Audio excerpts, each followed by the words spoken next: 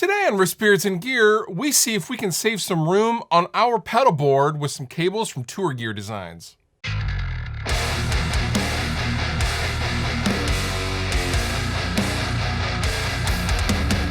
When venturing into the world of the pedal board, space is at an absolute premium, and guitarists are often willing to do anything possible to save any extra room on their pedal board to squeeze in another pedal on their setup. I myself have had this struggle as well, especially for my old tour rig, and generally speaking, we were relegated to using, cables that are fairly bulky because we want the best sound quality possible. And if you didn't want to use these thick guys, you use the old school flat pancake style cables, but these didn't sound as good as they could have. Usually the gauge of wire was very, very small. They were very, very inexpensive, and they would work in a pinch, but they generally didn't sound that great and weren't that reliable. Enter the solderless style of guitar pedal oriented cables. And those are cool too, but there's still some improvements that can be made. TourGear Designs has come up with a series of really high quality pedal board cables that come in several different styles and several different lengths that kind of merge the best of both worlds, the physical qualities and properties of solderless while retaining a soldered connection on the inside of the molded head of their cable. Now, TourGear Designs has kind of come up with their own version of their ideal pedal board cable in that there are several different lengths, and also they have specific S-style connectors, and these have the connectors pointing away from each other as opposed to having a flat band and having to twist the cable in order to fit. This is all about utilizing every inch of space in between each pedal and also not wasting any space between pedals. Now, I could sit here all day and tell you guys that you could save a ton of space with your pedal board by using these cables, but I thought we would actually kind of check these out for real, because I don't know that these could save me any more space than my old traditional and beloved patch cables, which sound incredible. And yes, these are actually my sound patch cables that I use for pedal demos and things like that. But we're going to make a pedal board out of a bunch of these drive pedals that I have over here,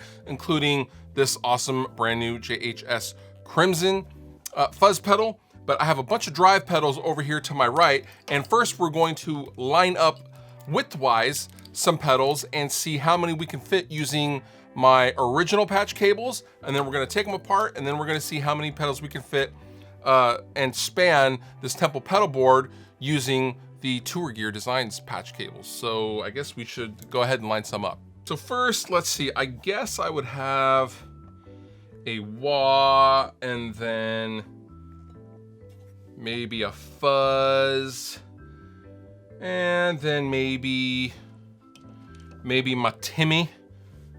my Timmy overdrive, and let's see, a Fox Gear Phoenix, and maybe my Eris FX fluff boost, why not? And for good measure, let's go ahead and do the Screamer from Baroni Lab. So that is 6 pedals that I can fit across this Temple pedal board. And let's go ahead and wire them up first with my normal patch cables, which have the Neutrik ends on the ends. So first, I would do this. And I guess,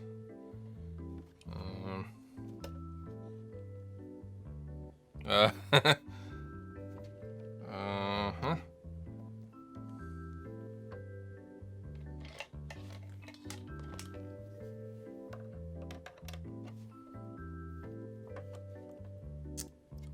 little tight here. Crap. There we go.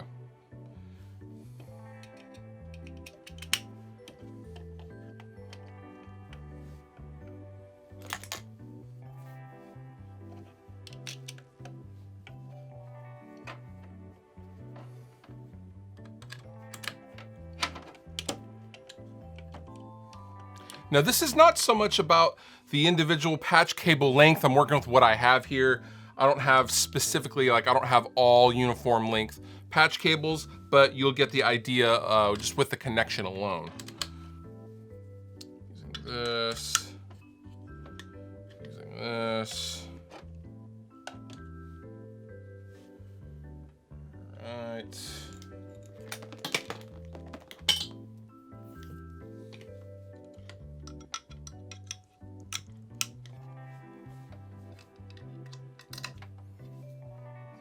Okay, so I was able to fit all 6 pedals, kind of, onto the pedal board. And you can see how there's lots of space in between each pedal. Now, if these were the only pedals I had on this pedal board, this would actually probably work just fine, to be honest with you.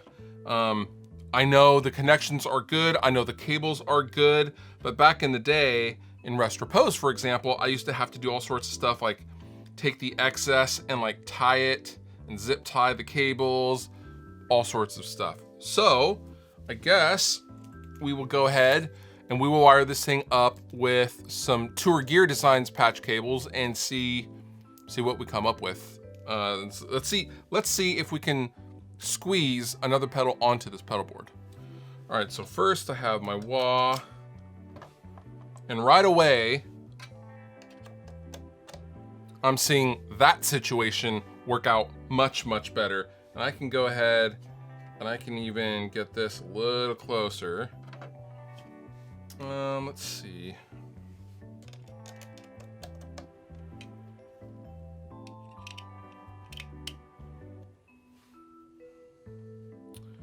I mean, that works. I wish I had a little longer of an S cable.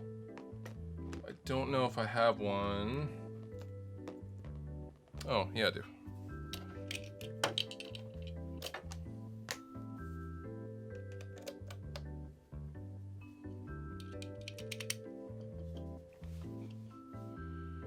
Okay, so that's looking pretty good.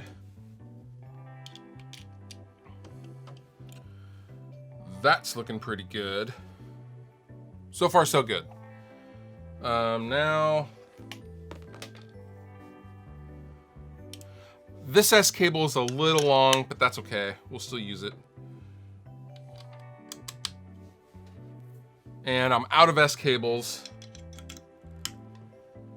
But again, that's totally fine. So now, I am able to get, oh, I don't know. I mean, I can kind of get the grunge on there. I could definitely, if I arrange these a little differently, so I can certainly get a tube screamer on here. If the handle wasn't in the way, and I moved this over,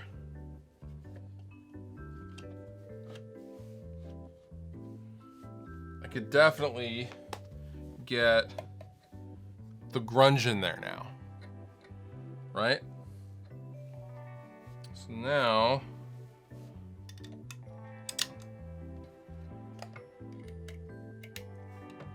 I'll go ahead and get the grunge in there. So width-wise, this definitely worked out, I would say. I was able to get a fairly wide pedal in here that I couldn't fit in here before. So now I have 7 pedals spanning the width of my pedal board, all thanks in part to the TourGear Designs patch cables. Very, very cool. So overall, what do we think? I'm actually pretty impressed with the ability to fit so many pedals across this pedal board.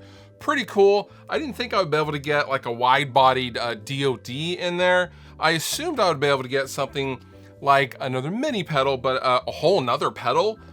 Pretty cool. Obviously, you could still fit like a Boss pedal in the place of the DOD grunge or something like that. Also, I want to talk about cost a little bit. The 10-inch cable, which is their most expensive cable, is less than $8 a cable, and it doesn't change the cost if it's an S configuration or just a regular configuration versus the kind of patch cable that have, for example, the Neutrik ends on them. This cable is, I think, around 30 bucks. So just to give you a little bit of cost comparison, These still have the copper core, they're PVC jacketed, they are very awesome, they feel good in the hand, and you can really just give them the business. And especially if you're a touring player, the TourGear Designs cables are definitely worth checking out. I know there are a lot of solderless options as far as that. I never personally liked solderless cables because often they would pull out or the connection would go over time if they have a set screw or something like that. I just preferred a soldered connection. That's your personal preference. And lastly, if you would like to check out your own TourGear Designs patch cables, use the code FLUFF to get 15% off your order. I will link down below in the description. Thank you so much for TourGear Designs for sponsoring this video and for letting me check out these awesome cables. Really, really cool. They feel good, they sound good, and they allow me to fit more pedals onto a given space. More pedals is a good thing. All applicable links down below in the description. You've been wonderful. I've been Fluff. Thank you so much for watching, and I'll see you next time. If you enjoyed the video that you just watched, please consider subscribing. It helps me, help you, and then in turn you get more stuff to watch. And also, I have all sorts of stuff down in the description of this video. Sweetwater giveaway stuff, there's all sorts of links to all sorts of things, so consider checking that out as well if you're gonna hang. But if you don't hang, all good. I still love you.